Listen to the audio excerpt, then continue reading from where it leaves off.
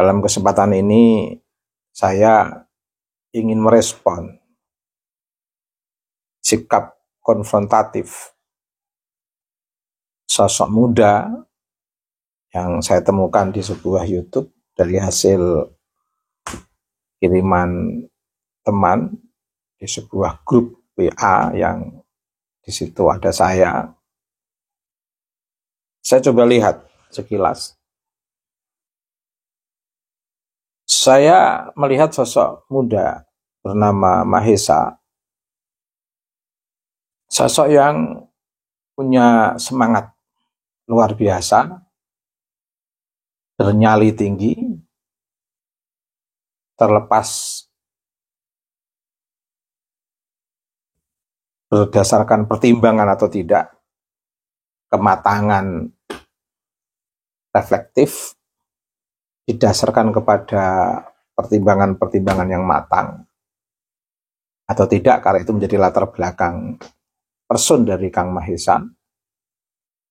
Tapi yang jelas di situ nampak sikap nyali, keberanian yang luar biasa. Meskipun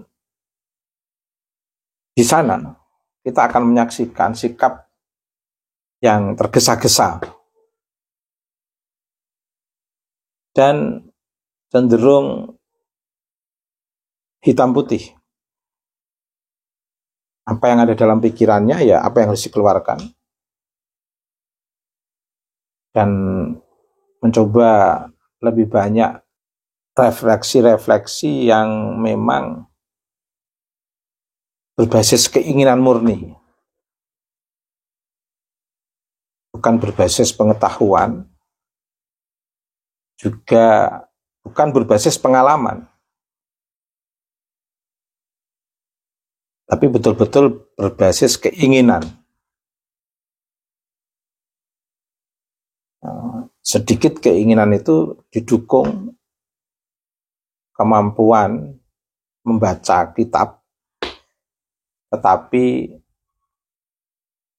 kurang dalam literasi yang terkait dengan objek yang dikaji, baik literasi yang terkait dengan teks keagamaan maupun literasi yang terkait dengan lingkungan,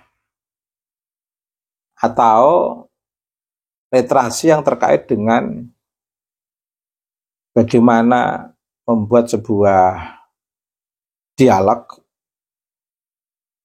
untuk menemukan satu kesadaran nalar, kesadaran kritis, kesadaran nalar kritis dalam memperbincangkan sebuah tema. Mestinya Kang Mahesa lebih fokus terkait dengan sasaran yang dikritik itu. Mana yang lebih penting? Mana yang menjadi penyebab utama ketidakadilan terkait dengan kasus nelayan Banten atau petani Banten. Itu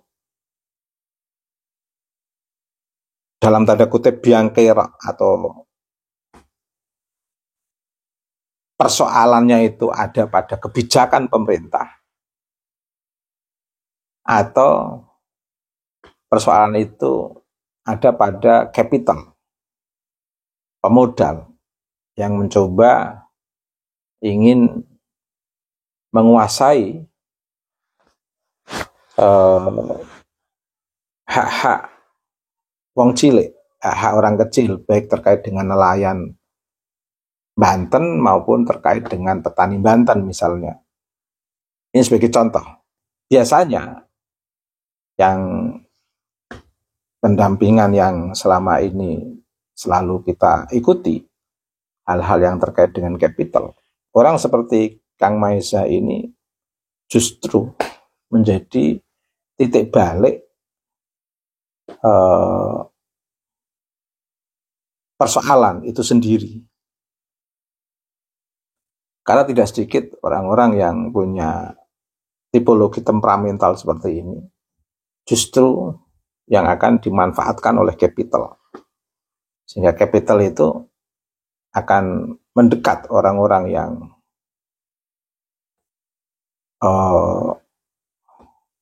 nampak kritis, vokal dalam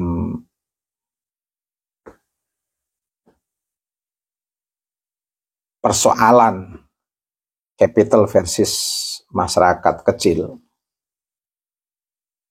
atau persoalan pemerintah versus rakyat, katakan begitu. Orang-orang seperti ini akan menjadi problem itu sendiri. Tanpa disadari akan ada banyak orang yang berkendara dengan pola vokalisnya Kang Mahesa ini. Dan akhirnya akan berkedok di sini. Dan semua capital hampir diam, mengikuti perkembangan perdebatan di wilayah sosial. Dia akan mengambil titik resolusi konflik itu dengan mendekati orang yang dianggap vokal. Dan disitulah akan terjadi take and give, saling menguntungkan. Capital akan diuntungkan Kang Mahesa akan diuntungkan capital. Belum lagi nanti kalau di situ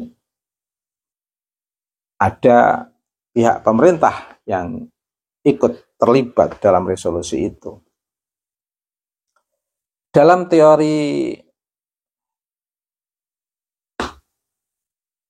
sosial, Kang Mahesa inilah yang sebenarnya disebut sebagai kaum berjuis.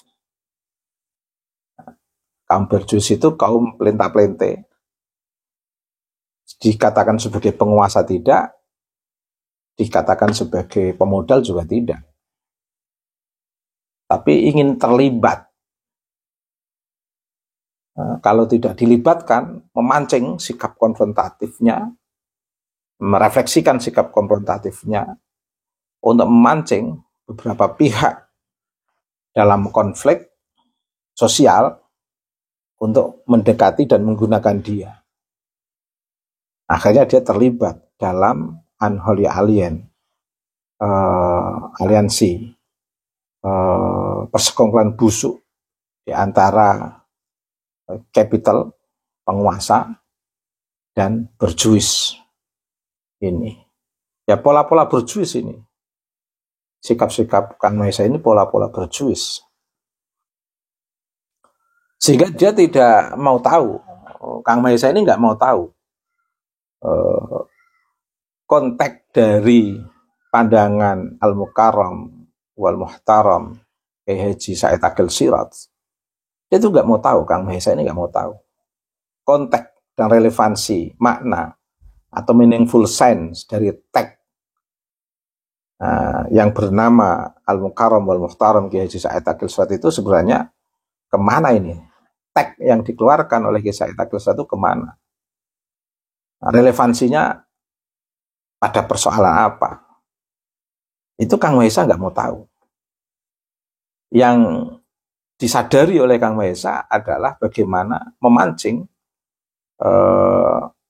di air yang keruh, layaknya kaum berjuis di sepanjang sejarah, sehingga dia akan menjadi tepat guna atau akan dilibatkan oleh capital dan penguasa dengan gaya sikap berjuisnya ini. Jadi kaum berjuis, Kang Mahesa itu kaum berjuis yang ingin memancing di air yang keruh, tapi sebenarnya ingin mengambil manfaat dari resolusi konflik yang ujung-ujungnya akan dimenangkan oleh capital penguasa, dan dia masuk di dalamnya. Kalau ini belum terjadi, kok masih terus berkembang, nanti dilihat aja ujung-ujungnya. Ini bukan ramalan kosong ini. Sehingga tidak segan-segan Kang Mahesa menabrak etika sosial terkait dengan kepakaran dan ketokohan Al-Mukarram wal Muhtaram Ki Haji Said Akil Sirot. Haji Said Akil Sirot itu sosok yang alim, alamah, bil ilmi wa tuqa. Ki Haji Said Akil Sirot itu sosok yang kalau kita isyaratkan dalam sebuah nazam alfiyah itu warajulun minal kirami indana. Sosok tokoh ketokohan, kepakaran yang sudah mengalami keterlibatan di berbagai persoalan sosial masyarakat, konflik-konflik sosial, memiliki kapabilitas yang sangat tinggi. Dia orang yang masyhur, orang yang mulia, yang selalu ada di sisi setiap peristiwa demi peristiwa. Nggak bisa diragukan. Tapi oleh Kang Mahesa berani menabrak sosok besar Kiai Haji Said Akil Sirot. Itu berarti ada proses etik yang ditabrak di situ. Nah, berarti ada kepentingan. Itu kalau membaca teori sosial itu. Ada seseorang kelihatannya ingin berbuat baik kepada rakyat, kelihatannya ingin menawarkan resolusi yang menguntungkan, tetapi kok di situ dia menabrak etik, berarti ada sebuah kepentingan, ada kehendak kuasa yang tersembunyi di situ. Seharusnya Kang Mahesa memahami dulu konteks atau relevansi teks yang dikeluarkan dari lisan Al-Mukarram wal Muhtaram Kiai Said Akil Sirot. Konteks dan relevansi makna teks yang dikeluarkan Kiai Said Akil Sirot itu kemana? Dalam konteks maqasidus syariah, ingin menjaga maqasidus syariah, atau dalam konteks apa? Misalnya, perlu dilihat dulu cara melihat teks yang dikeluarkan Kiai Haji Said Akil Sirot. Apakah sesuai dengan maqasidus syariah atau tidak? Itu Kang Mahesa harus membaca dari duduk persoalan di nelayan Banten ini. Di balik itu semua, yang jelas tidak mungkin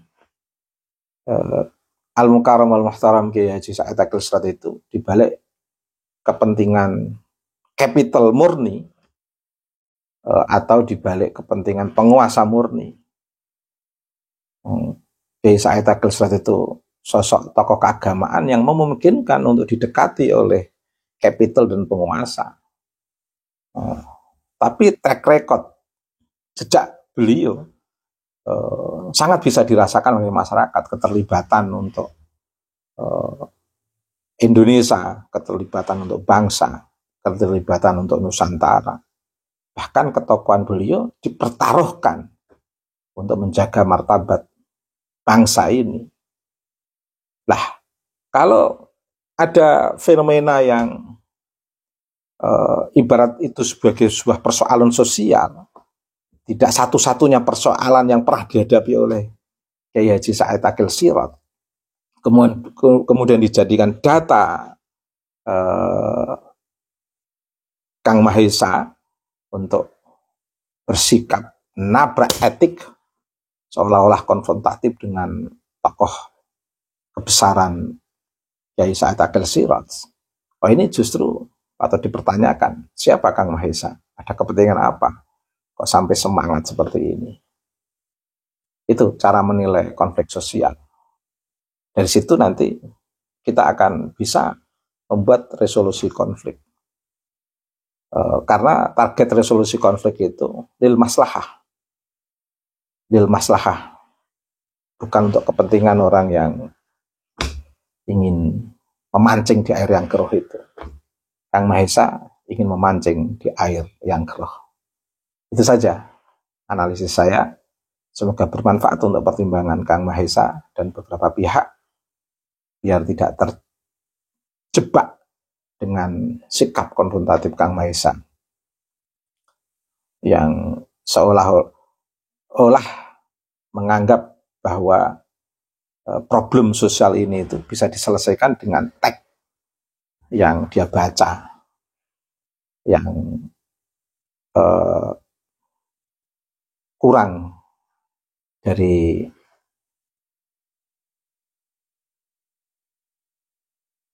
literasi yang memadai dan filtrasi yang mendukung. Demikian, semoga bermanfaat.